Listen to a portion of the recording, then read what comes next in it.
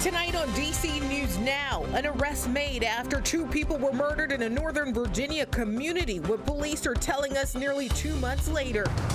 We felt some chillier air as we wrapped up the work week. We'll let you know if this cooler air sticks around into the weekend.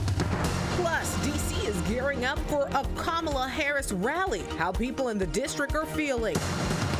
Then, as we recognize October as Breast Cancer Awareness Month, an expert at GW Hospital is weighing in on how to reduce your risk. Their conversation is coming up in what's going around.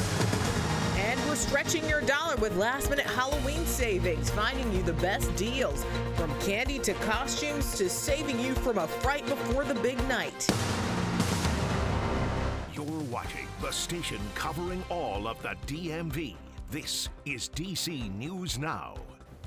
And thank you for joining us for DC News Now at 4. I'm Mark Hall. And good afternoon. I'm Annalisa Gale. Well, developing now in Northern Virginia. After nearly 2 months now, a man has been arrested in connection to a double murder in a Sterling neighborhood. A news conference just wrapped up a short time ago. That's where we find DC News Now's Max Marcilli. He joins us live. Max, what can you tell us? Well, Mark and Annalisa, we can tell you that Loudoun County Sheriff Mike Chapman said a short while ago that the suspect who was arrested self-identified as an MS-13 gang member and is behind bars right now after he was arraigned earlier today on a second-degree murder charge. But there are still many questions and some unknowns from this case. We'll walk you through those in just a second. What we do know is that the suspect, Marlon Medrano Ortiz, is facing that murder charge for allegedly killing Mijal Conjero Romero. She was a 22-year-old from Sterling, and that suspect was arrested in Alexandria on that murder charge on Wednesday. What we do know is that no one has yet been charged in the second killing of 22-year-old Diego Alexander Woollett. Now, we asked both the sheriff and the county's prosecutor, Bob Anderson, who was at this press conference, about that. Now, Sheriff Chapman did say more charges could be coming, but they did not elaborate on why there's only one charge now. And Chapman did raise the possibility that they're still potentially searching for others who may be involved. It's an ongoing investigation, as I mentioned. There were potentially others involved. We're still looking into all those aspects of it as we go. Now, we don't know what led up to the killings. All we were told in that press conference that just wrapped up within the last hour is that there was some sort of altercation. We don't know what that altercation was about. We don't know if both parties knew each other or to the degree if they did know each other. Look, there's still some unanswered questions. We mentioned the MS-13 aspect of it. Sheriff Chapman said that the Loudoun County Sheriff's Office were able to conclude that this suspect was an MS-13 gang member. Again, he self-identified, and Chapman used this press conference as an opportunity to say that he believes those problems with MS-13 are starting to pick up again, so he wanted to raise the alarm of that. But again, one of the big headlines is that only one murder charge, despite the fact that this was a double killing. Reporting live in Leesburg, Max Marcilla, DC News Now. Max, thank you. New details out of Southeast D.C. Police identifying a man shot and killed in what they call a targeted shooting. 44-year-old Antonio Riley and another man were rushed to a hospital Wednesday morning after gunshots rang out near the Nat U Market on Pennsylvania Avenue. Riley died at a nearby hospital. The other man is being treated for critical injuries.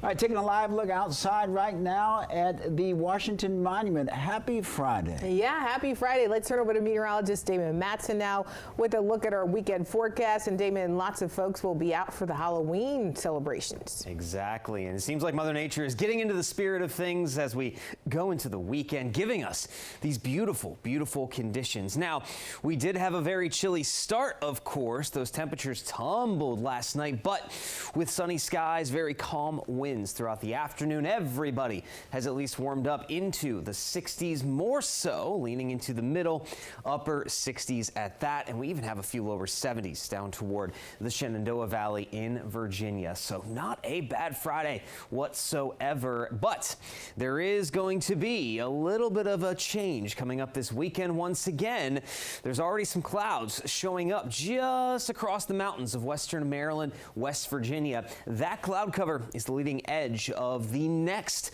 approaching cold front. Think about what we went through again Wednesday going into Thursday. That first front rolled through, brought some clouds, and then changed the wind direction, brought in some chillier air. We're going to see something fairly similar begin tonight. It will be a very comfortable, nice Friday evening ahead of you to get your weekend started.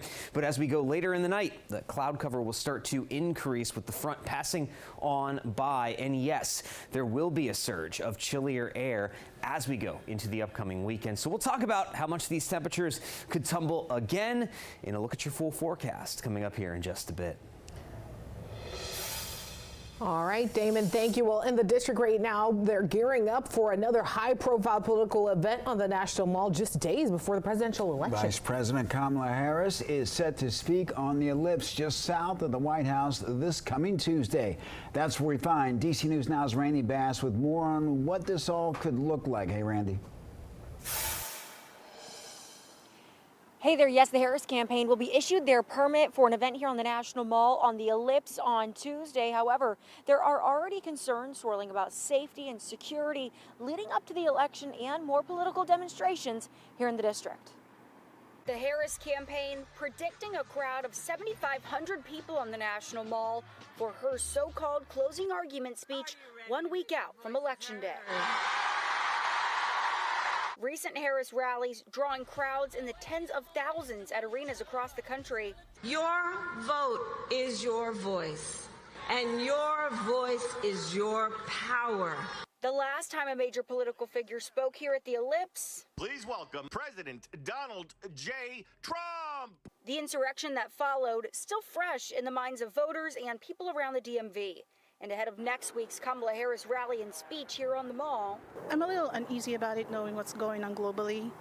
Plus, it's a very important election that's coming up. People we talked to had some concerns about another large-scale political event and the crowds it could bring to the district. This day and age, you never know where you're going to go, whether it's safe. The country's kind of in a turmoil. Like, you know, we're battling side versus side, like when it should be everybody needs to come together. The aftermath of the election is what I'm actually scared for. And as for what happens after the election, we've confirmed with local law enforcement they have been working for months about their plans leading up to this particularly turbulent time in D.C., saying that both post-election and inauguration safety and security plans are very much in the works. On the National Mall, I'm Randy Bass, DC News Now. Randy, thank you. A submerged car caused major traffic delays earlier today in Stafford, Virginia. And you can see the car in what appears to be a creek, and Stafford County Sheriff's Department says that the driver did make it out of the vehicle and the driver was evaluated on scene by fire and rescue crews. More from your local election headquarters now. We're staying on top of the Maryland U.S. Senate race. DC News Now Stephen Cohen has been tracking them on the campaign trail for weeks as we get closer. And both Democrat Angela Alsobrooks and Republican Larry Hogan are meeting with everyone from first responders to senior citizens. DC News Now Stephen Cohen is talking to the candidates and voters this afternoon. Early ballot turnout in Maryland is brisk. How much is the race for U.S. Senate driving voters to the polls? Rolling into the weekend, former Governor Larry Hogan rallied firefighters and first responders in Millersville in the sprint to Election Day. The latest Emerson College, DC News Now, and The Hill poll showing Democrat Angela Alsobrooks opening a double-digit lead.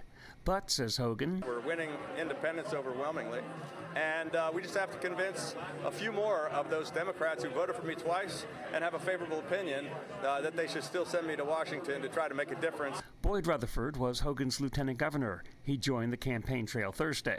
He can adjust himself to being a legislator versus being an executive. Meanwhile, Alsobrooks kicked off her weekend of campaigning with seniors at the Southern Baptist Church in East Baltimore. Her message resonated with Jacqueline Addison, a member of the House of Delegates from the city. I have an 88-year-old mother who lives with me, and so just to know that she'll have things in place for seniors. As for the barrage of attack ads about Alsobrooks taking tax breaks that have been challenged and not honoring detainers from federal law enforcement, Alsobrooks says they're tired of politicians who talk more or tearing others down. They want to hear about them and their families and how this election can elevate them. Both the Alsobrooks and Hogan campaigns will be full throttle through Election Day. Reporting from Baltimore, Stephen Cohen, DC News Now. All right, Stephen, thank you. Well, right now, a federal judge has ordered Virginia to put more than 1,500 voters back on the voter rolls ahead of Election Day. The state has also been ordered to stop using the program that removed them. The program, which uses data to remove people who identified themselves as non-citizens during a DMV transaction, has now come under fire. Voting groups and the U.S. Department of Justice suing the state, saying the process violates federal law. Today, a judge agreeing with that and ordering Virginia to put affected voters removed during the 90-day quiet period back on the. Now, in a statement, Governor Glenn Youngkin vowing to appeal the ruling, saying, let's be clear about what just happened. Only 11 days before a presidential election, a federal judge ordered Virginia to reinstate over 1,500 individuals who self-identify themselves as non-citizens back onto the voter rolls. Well, turning now to sports, Commanders quarterback Jayden Daniels was back on the practice field Friday. However, there has been no update on his injury status.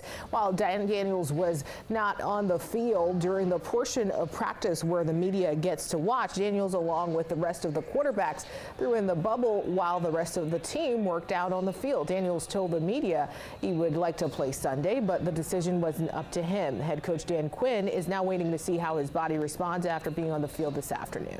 Really pushed it today, and playing quarterback, the movements, the skills, and also specific to the game plan, you know, going through the whole thing, you know, all parts of the field. So we're really following that process, and we'll let our eyes you know, decide how he responds over the next 48 hours. That'll guide us. The Commanders will host D.C. native Caleb Williams and his Chicago Bears Sunday at 4:25 p.m. over at Northwest Stadium. Guys, still ahead on DC News Now, an update on DC's newest pandas and how they're adjusting to their new surroundings. And we're also stretching your dollar. The final deals to celebrate Halloween and the one tech tool helping look for low prices on costumes.